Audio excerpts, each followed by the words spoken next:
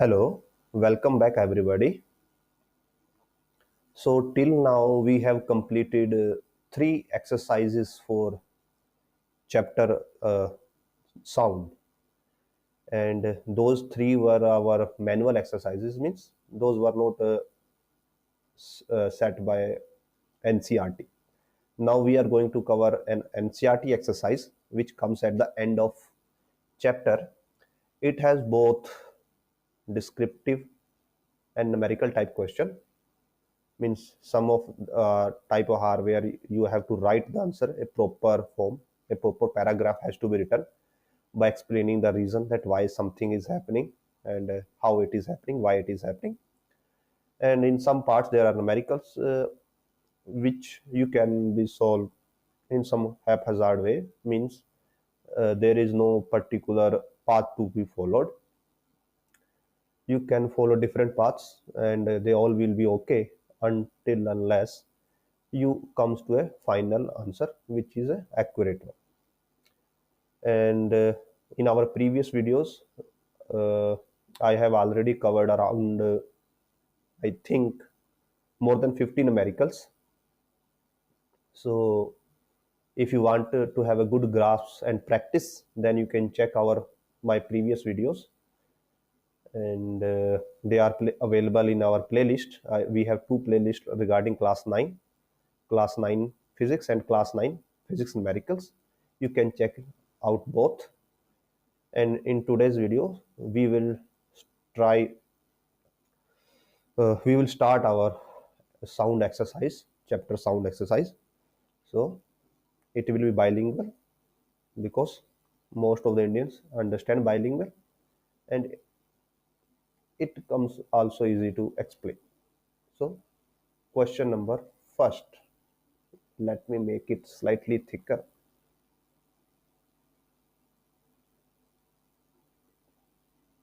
So here question is, what is sound and how it is produced? So what is sound? Sound is a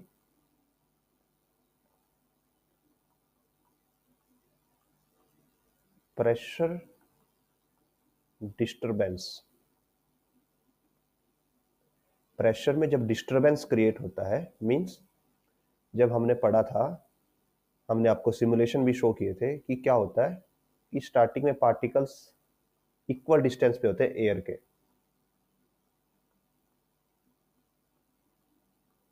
something like this.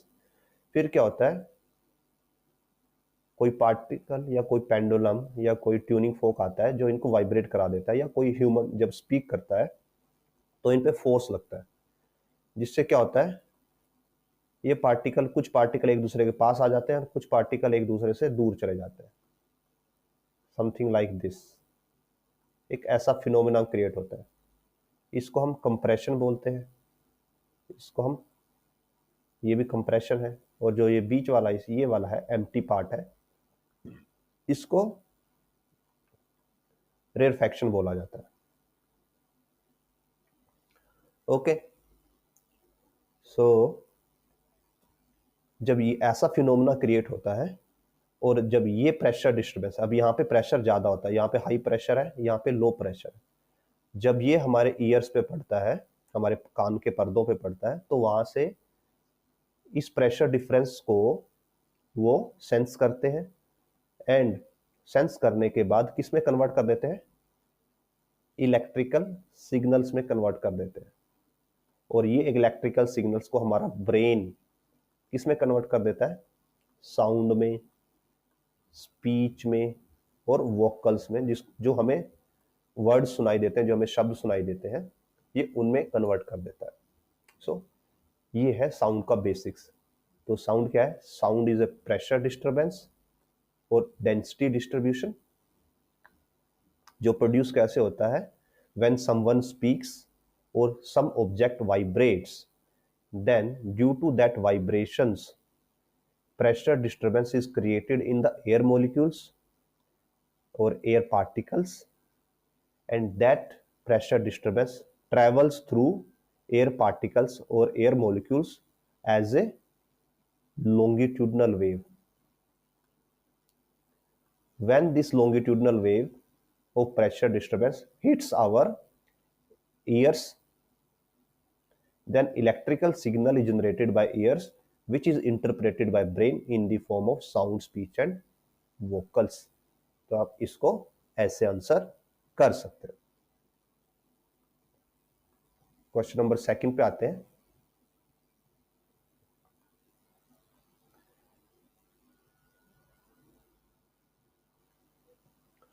So in second question, with the help of diagram, compression and rarefaction हमें explain करना है। Produce near air sound, air sound के आसपास कैसे compression and refraction बनेगा, हमें ये explain करना है। तो ये एक्सप्लेन करने के लिए हम ऑलरेडी इसको थ्योरी में कवर कर चुके हैं, बट आपको जस्ट एक बेसिक आइडिया देने के लिए हम क्या करते हैं कि सपोज एक हमने ये ट्यूनिंग फोक लिया है जो एक साउंड का सोर्स है, और दीज आर एयर पार्टिकल्स।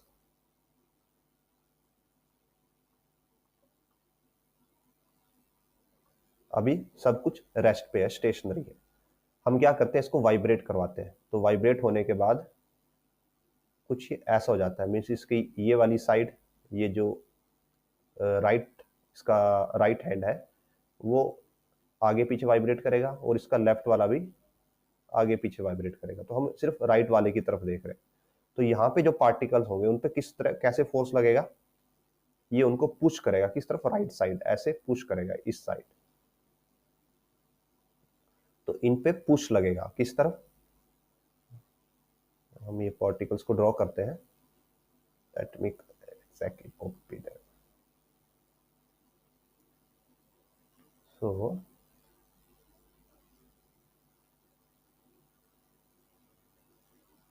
ये जो पार्टिकल्स है इन पे ऐसे फोर्स लगेगा इस तरफ। तो ये पार्टिकल क्या करेंगे, इस तरफ मूव करना स्टार्ट कर देंगे। तो ये पहले यहां पे थे,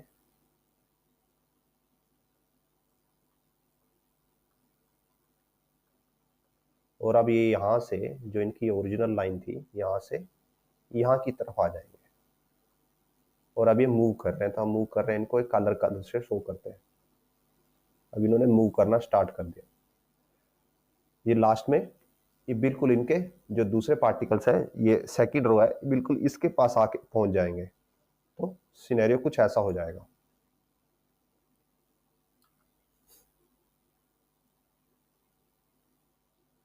ये सेकंड रो है, ये थर्ड रो है।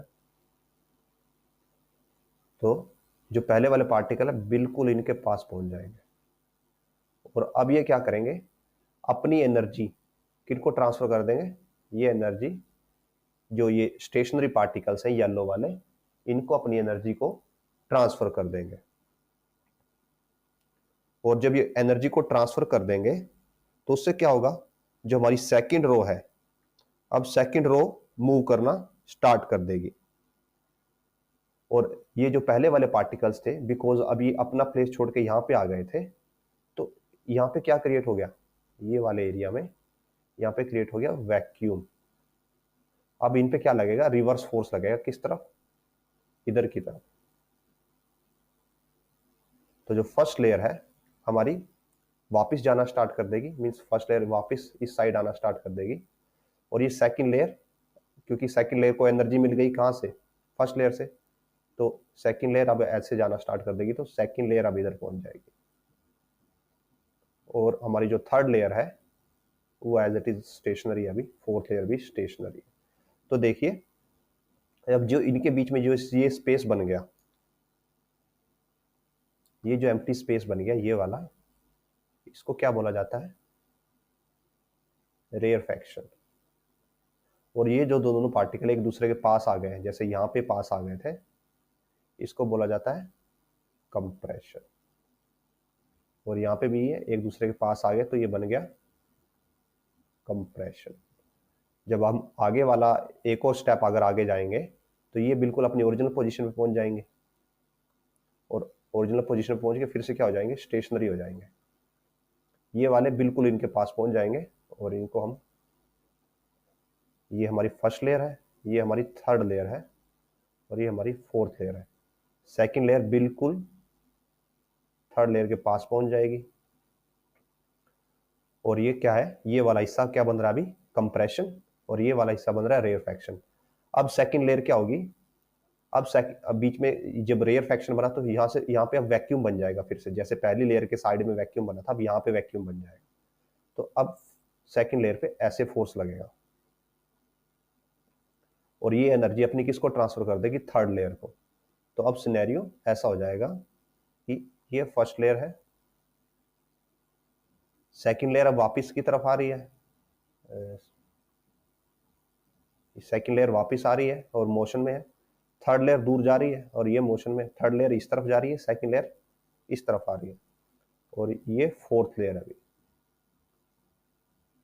तो देखिए पहले यहाँ पे कंप्रेशन बना था, अब यहाँ पे क्या बन गया, रेयरफैक्शन।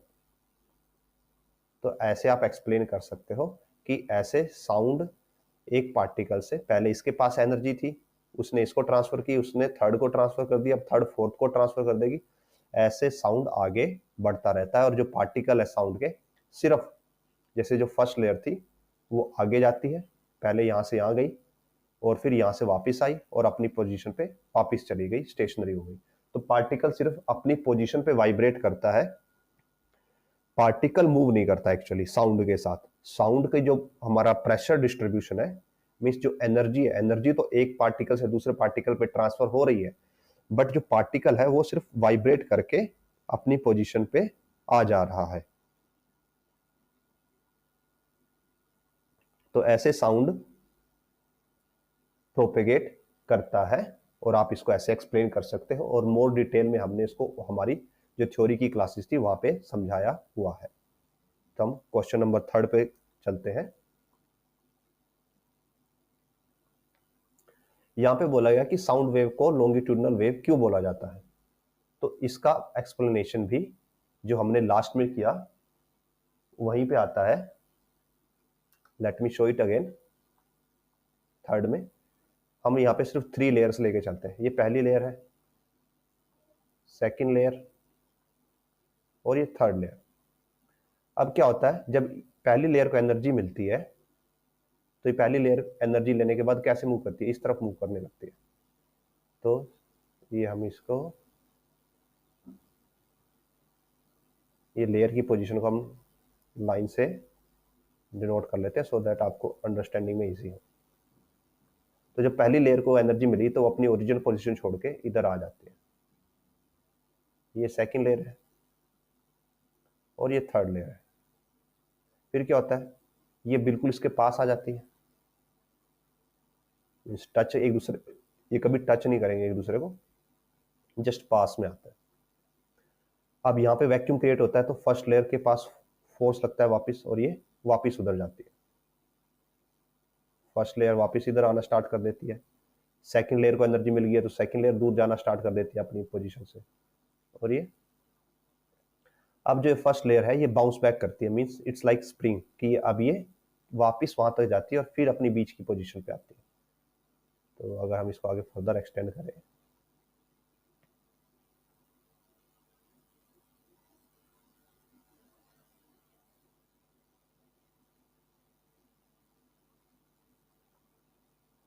तो जो हमारी फर्स्ट लेयर है वो थोड़ा इधर तक जाती है, जैसे स्प्रिंग का एक्शन होता है ऐसे ही एक्शन होता है, और उसी दौरान जो हमारी सेकंड लेयर है वो थर्ड लेयर के बिल्कुल पास पहुंच जाती है।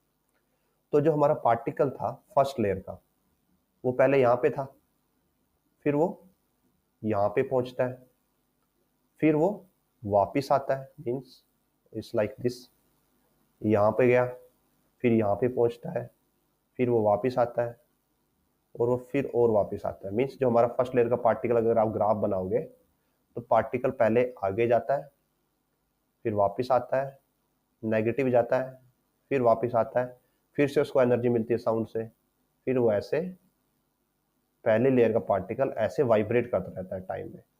मीन्स जो वेव तो चल रही है ऐसे इस डायरेक्शन में, वेव के डायरेक्शन ये है,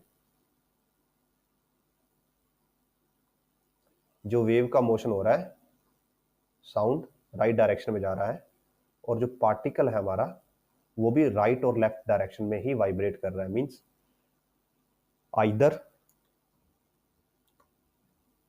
particle is vibrating parallel or anti-parallel to direction of motion of wave. Okay, so ऐसे पार्टिकल पैरेलल या एंटी पैरेलली वाइब्रेट करता है वेव के साथ, और जब ऐसा इस टाइप का मोशन हो तो उनको बोला जाता है लॉन्गिट्यूडनल वेव्स। ये लॉन्गिट्यूडनल की डेफिनेशन होती है लॉन्गिट्यूडनल वेव की, और जो साउंड है वो लॉन्गिट्यूडनल वेव की डेफिनेशन को सेटिस्फाई करता है। That's why we called as that sound wave is a longitudinal wave.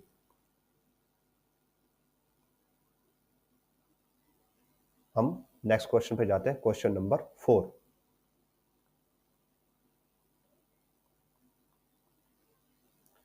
Which characteristics of a sound helps you identify your friend by his voice while sitting with others in the dark room? Means scenario ऐसा है कि ये आप हैं, यहाँ पे कोई दूसरा पर्सन है, ये कोई थर्ड पर्सन है, ये सेकंड पर्सन या थर्ड पर्सन, ये आप है यू, एंड ये आपका फ्रेंड है।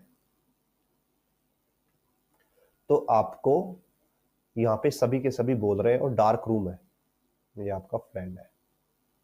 तो डार्क रूम में आप अपने जो फ्रेंड है उसके साउंड से ही आपको पहचान जाते हो कि वहां पे आपका फ्रेंड है। तो उसमें जो उसका साउंड होता है उसके कौन कौन से कैरेक्टरिस्टिक्स होते हैं जिससे आप पता लगा पाते हो कि वो आपका फ्रेंड बोल रहा है। तो सबसे पहला क्या होता है, लाउडनेस। सेकंड होता है पिच, मीन्स किस फ्रीक्वेंसी से आपका फ्रेंड बोल रहा है। अगर हायर फ्रीक्वेंसी पे है तो वो मोस्टली फीमेल होगा, लोअर फ्रीक्वेंसी पे है तो मोस्टली मेल होगा। Loudness depending upon the means person type, ये पर्सन का बिहेवियर कैसा है उसके डिपेंडिंग पे उसकी लाउडनेस होती है। पिच मिल गई हमें। थर्ड होती है स्पीड, कि पर्सन कितनी स्पीड में बोल रहा है। मोस्टली स्पीड एज के साथ एसोसिएटेड होती है, जितना कम एज होती है उतनी ही स्पीकिंग की स्पीड ज़्यादा होती है, मीन्स वर्ड्स पर सेकंड आप माउथ से ज़्यादा निकालते हो। तो ये ऐसे एट्रीब्यूट्स होते हैं जिनकी हेल्प से आप आपका माइंड आइडेंटिफाई कर पाता है दैट ये पर्सन कौन है जहां से ये साउंड आ रहा। Okay, going to next question. और इसमें और भी बहुत से पैरामीटर हो सकते हैं depending upon the reference you take or the book you take. Question number 5. Flash or thunder are produced simultaneously, but thunder is heard a few seconds after the flash. So यहाँ पे scenario ऐसा है, इसका हमने एक numerical भी किया है, हमारी आपको न्यूमेरिकल सीरीज में मिल जाएगा। कि सपोज ये ग्राउंड है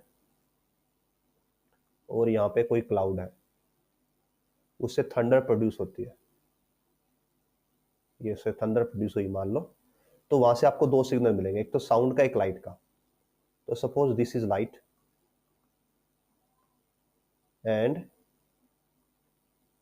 this is sound. Red sound को डिनोट करता है और ये जो ब्लूइश है ये लाइट को डिनोट करता है। तो हमें ये पता है जो लाइट की वेलोसिटी है एयर के अंदर, वेलोसिटी ऑफ लाइट कितनी है, 3 × 10⁸ मीटर पर सेकेंड मीन्स, और जो साउंड की वेलोसिटी है वो है 340 मीटर पर सेकेंड। तो अगर आप यहाँ पे ऑर्डर ऑफ मैग्नीट्यूड का डिफरेंस देखोगे, अराउंड 10⁻⁴, अगर आप इसको 300 लिखते हो तो 2 पावर यहाँ पे एडजस्ट हो जाती है, तो 10⁻⁶ का डिफरेंस है ऑर्डर मैग्नीट्यूड में, अप्रोक्सीमेट 10 लाख स्पीड ऑर्डर का डिफरेंस है। ड्यू टू दिस जो स्पीड ऑफ लाइट ज़्यादा है तो ये सिग्नल आपके पास जल्दी पहुंच पाता है। लाइट का सिग्नल आपके पास, अगर आप यहाँ पे हो तो लाइट का सिग्नल आपके पास जल्दी पहुंच जाता है, तब तक लाइट का सिग्नल जस्ट कुछ ही पाथ कवर कर पाता है, और दैट्स वाई आपको लाइट जल्दी दिखाई दे जाती है क्योंकि लाइट का सिग्नल आप तक पहुंच चुका है, और जो साउंड है उसको अब आपके पास आने में अभी टाइम लगेगा, इसलिए आपको साउंड जब भी लाइटनिंग होती है तो थोड़ा लेट सुनाई देता है। तो अभी हम नेक्स्ट क्वेश्चन पे मूव करते हैं, question number 6। A person has a hearing range of 20 hertz to 20 kilohertz, ये ऑडिबल रेंज होती है, वही मेंशन किया गया है। What is the typical wavelength of sound waves in air corresponding to these frequencies, sound की velocity given है। तो हमारे पास दो फ्रीक्वेंसी है, पहली है 20 हर्ट्ज, ऐसा न्यूमेरिकल हम ऑलरेडी कल भी चुके हैं हमारी न्यूमेरिकल सीरीज में, और दूसरे 20,000 हर्ट्ज। हमें स्पीड गिवन है 344 मीटर पर सेकेंड। तो अगर हमें वेवलेंथ निकालनी है तो हमारे पास वेलोसिटी का रिलेशन होता है, velocity is lambda time frequency, so lambda is velocity bye frequency. So lambda 1 हो जाएगा, velocity is 344 and frequency 1 is 20। इसको आप सोल्व कर सकते हैं। लैम्डा 2 हो जाएगा, velocity is 344 and frequency 2 is 20,000। जब आप इनको सॉल्व करेंगे तो आपको वैल्यूज मिल जाएंगी, और हम इसको ऑलरेडी सॉल्व भी कर चुके हैं हमारी न्यूमेरिकल सीरीज में, तो वहां पे आप जाके आंसर देख भी सकते हैं। 7th क्वेश्चन करते हैं।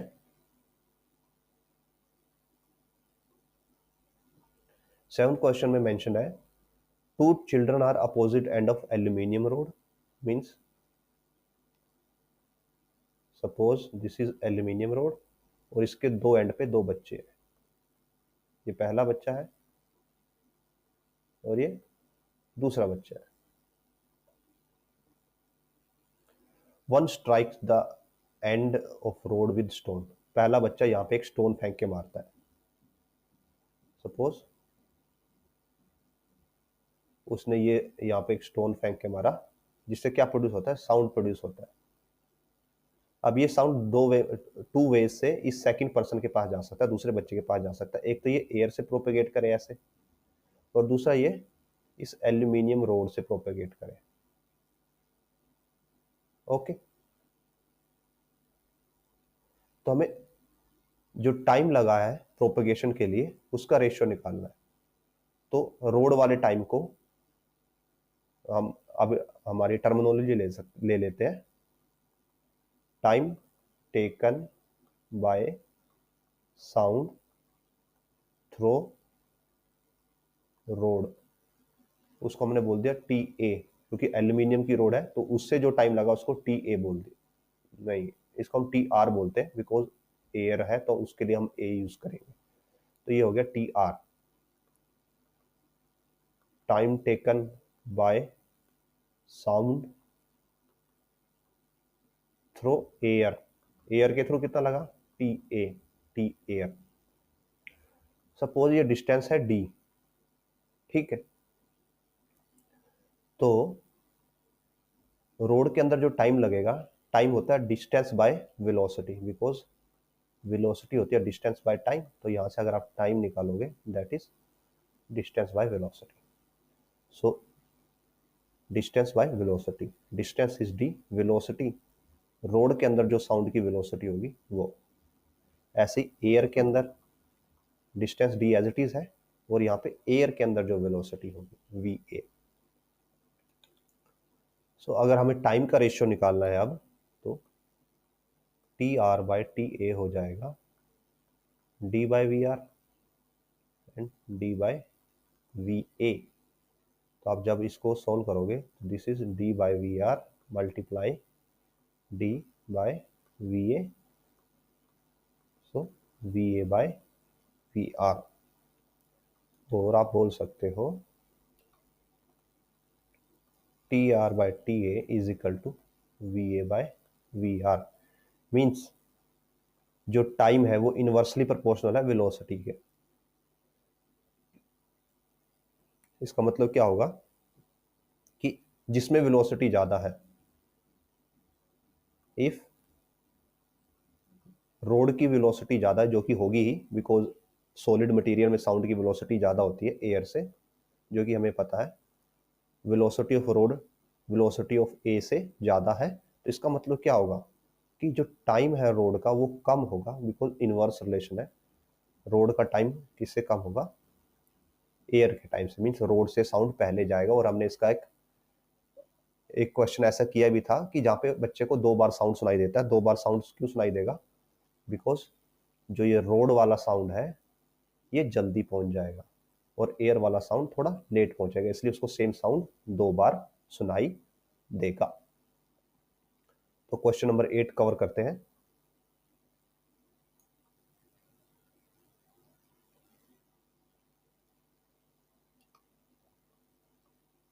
एट में मेंशन है, फ्रीक्वेंसी गिवन है, फ्रीक्वेंसी 100 हर्ट्स। ये बताना है कि 1 मिनट में कितनी बार वाइब्रेट करेगा।